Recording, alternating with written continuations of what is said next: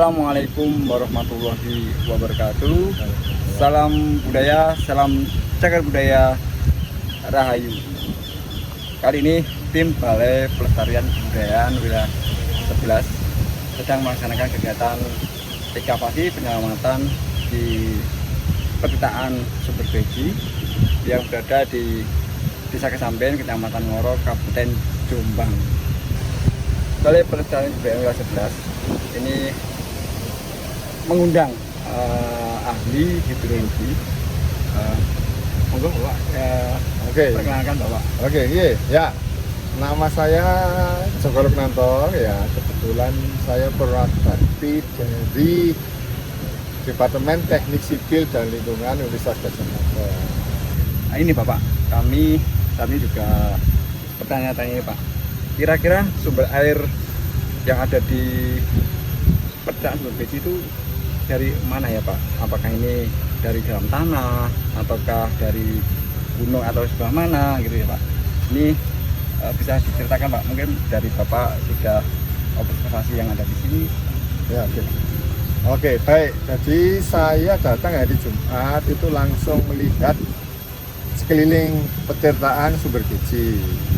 Jadi yang saya lihat adalah pertama yang ingin saya lihat itu apakah mata air ini itu berasal dari daerah sekitarnya. Ya, jadi sebetulnya nggak mudah karena kalau saya lihat dari sekitarnya itu kan kering, ya, kering. Cuma sumber air ini konon kabarnya itu kalau musim kemarau ya airnya sama dengan saat musim hujan. Artinya debitnya itu sama, konstan, ya sama antara musim hujan dan musim kemarau. Tetapi daerah sekelilingnya itu kalau musim kemarau kering, musim hujan basah. Nah, yang uniknya pada saat saya melihat kawasan yang lebih luas itu ditemukan sumur bor 2 yang dibuat oleh juru pelihara ya. Dibuat oleh juru pelihara sini itu ternyata bisa mengeluarkan air sendiri melebihi elevasi permukaan tanah tanpa dipompa. Itu artinya apa? Artinya mungkin paling tidak mata air di sumur-sumur itu bukan berasal dari daerah sekelilingnya tapi artesis. Nah, itu gitu. Jadi kelihatannya tebakan saya mata air di sini yang ada 2, gitu, sisi barat dan sisi timur itu kelihatannya artesis. Hanya untuk menjawab sumur artesisnya itu asalnya mata airnya dari mana itu membutuhkan penelitian lebih lanjut. Gitu. Nah, baik artesis atau tidak itu sebetulnya mata air itu berasal dari suatu daerah. Nah, karena ini artesis itu berarti mungkin daerahnya tidak di sekitar sini. Cuma untuk melakukan itu kita harus minta tolong mungkin teman-teman biologi. Nah, pertanyaan yang menarik adalah begini, kenapa mata airnya kok konstan? Nah, itu artinya daerah recharge, daerah imbuhan. Jadi air hujan yang masuk ke tanah kemudian muncul sebagai mata air di sini itu di suatu tempat. Dan biasanya kalau itu konstan, tempat itu tuh masih secara lingkungan masih bagus. Artinya resapan airnya masih masuk secara konstan sehingga keluar dari secara konstan. Nah, yang menarik adalah kita harus tahu sebetulnya gitu lokasinya itu di mana. Nah, gitu. Apakah dia masih berhutan bagus atau bagaimana? Soalnya begini, jika dia tergantung oleh tumbuh-tumbuhan di sana dan seterusnya, kita nggak tahu persisnya. Kalau belum tahu, maka kita harus memelihara kawasannya juga agar yang di sini tidak terpengaruh. Nah, seperti itu. Jadi kita sebetulnya harus tahu mata air ini dari mana. Nah, ini dalam tahap ini kita belum tahu. Cuma harapan saya dari wawancara itu debitnya tetap konstan itu dulu. Jadi gini ceritanya, kita bayangkan saja. Paling nggak menurut pendapat saya, dulu ini ada mata air, ya, terus dibuat petirtaan oleh nenek moyang kita.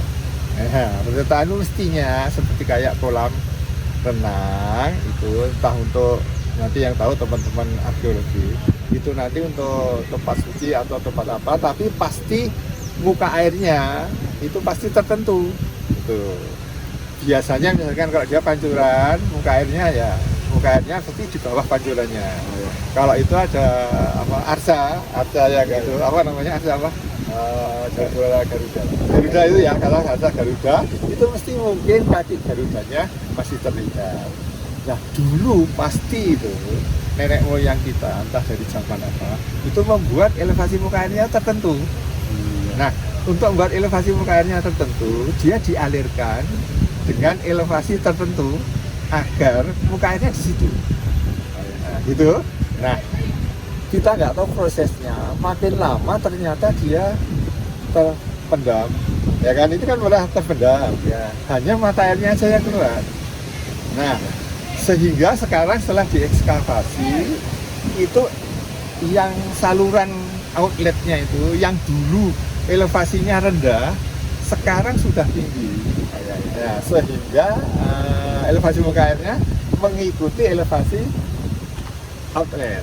Jadi ini outletnya itu menjadi terendam, semuanya terendam karena yang kita buat ini sebenarnya kurang rendah.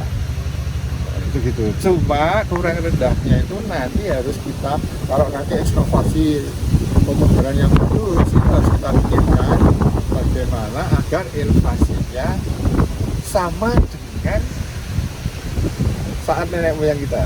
Dan itu teman-teman arkeologi yang akan, oh ini elevasinya di sini, itu gitu. Nah saya akan membantu mendesain agar elevasinya tetap di situ. Moga-moga bisa.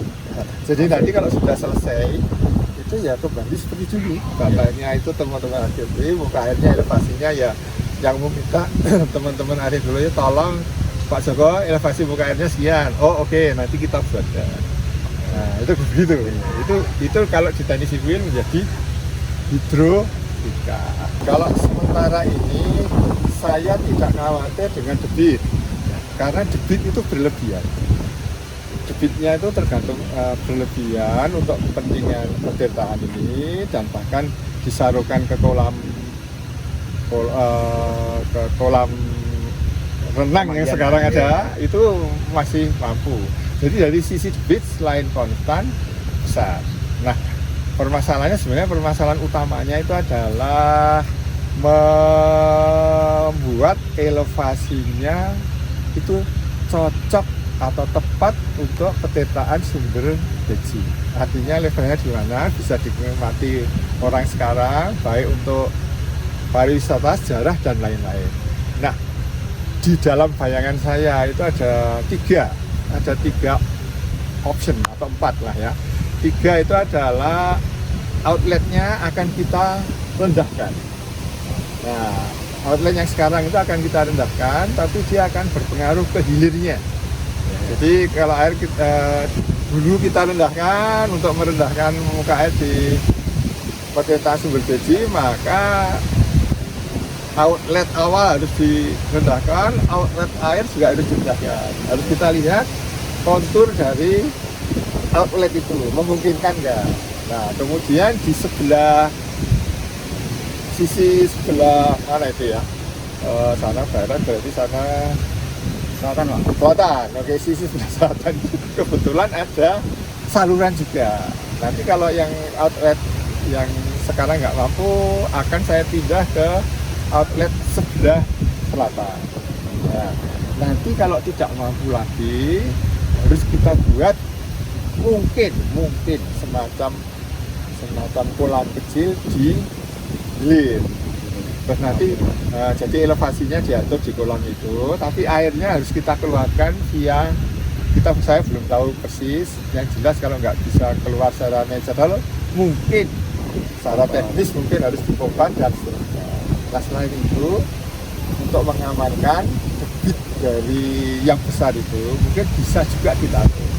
Tetapi yang penting itu berdasarkan pengalaman bekerja dengan arkeologi itu gini, bahwa yang menentukan semuanya itu harus teman-teman arkeologi. Oh ya, jadi jenderalnya kalau istilah saya, jenderalnya pemimpinnya teman-teman arkeologi. Pak, hidrolikanya harus gini. Ya,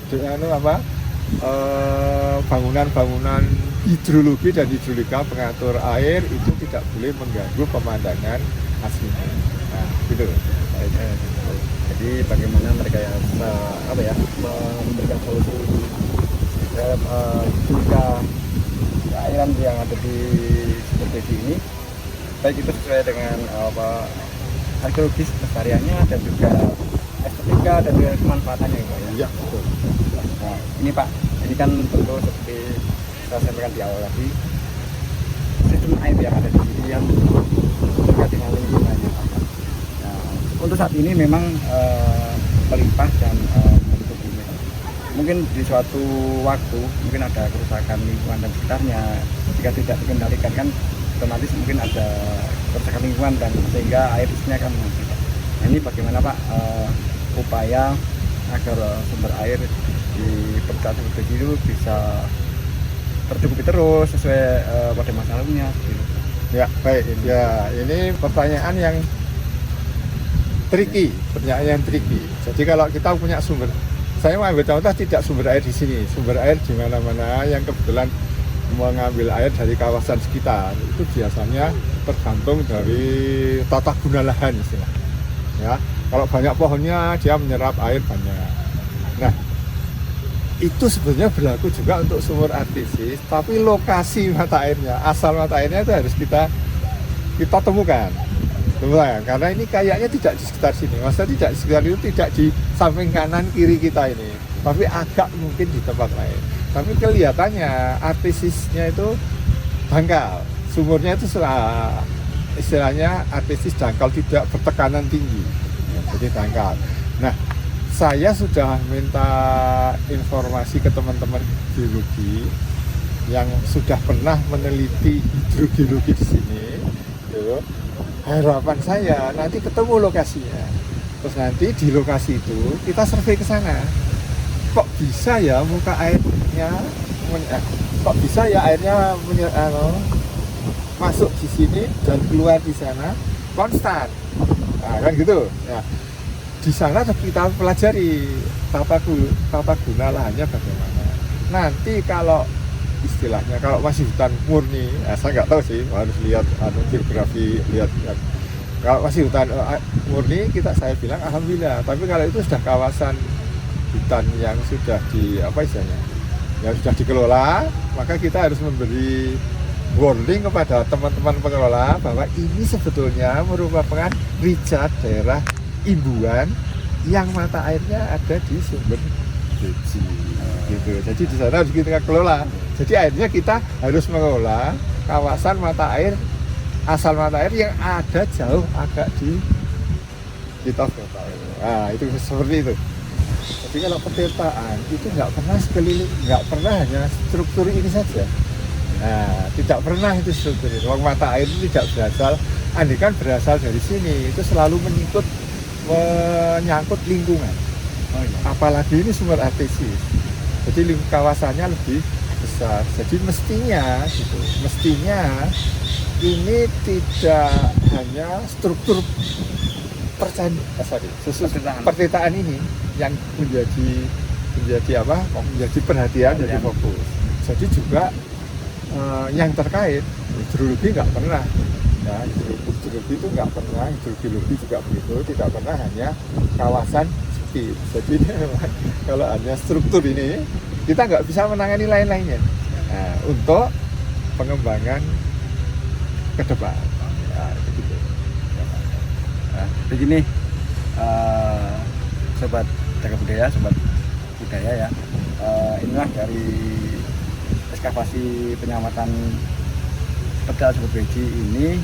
Selain dari ekskavasi ini untuk mencari komponen-komponen dari struktur percetakan ini, juga bagaimana mengkaji sistem atau hidrolikanya dan bagaimana upaya untuk mengembalikan air di percetakan ini seperti pada masa lalunya ya.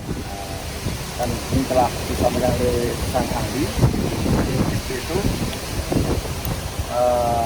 Inilah yang dapat kami sampaikan dari tim ekskavasi penyelamatan sumber beji tahun 2024. Salam budaya, salam jaga budaya, Rahayu. Assalamualaikum warahmatullahi wabarakatuh.